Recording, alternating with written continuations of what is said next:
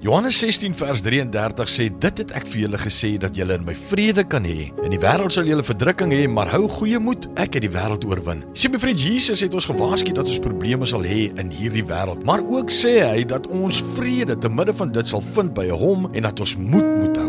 Moeilike omstandighede kan ons nogal soms onseker laat. Ons word versoek om in God se liefde en sy goeie planne vir ons te twyfel. Ons geloof verander vinnig in vrees en bekommernis raak vinnig my en jou vernoot. By die grens van die kruis het ek en jy 'n keuse om te maak. Ons kan daai laste bring en dit werp op Jesus, of ons kan aanhou om gebuk te gaan daaronder. Sien, Petrus gee vir my en jou goeie raad in 1 Petrus 5 vers 6 tot 7. Hy sê daar, verneder julle dan onder die kragtige hand van God, sodat hy julle kan verhoog op die regte tyd. Werp al julle bekommernisse op hom, want hy sorg vir julle. En dan sê vers 10, en mag die God van alle genade self, wat ons geroep het tot sy ewige heerlikheid in Christus Jesus, nadat ons 'n kort tyd gelei het, julle volmaak, bevestig, versterk en grondves. My vriend, in die middel van my en jou omstandighede, laat hom toe om jou te vul met sy vrede.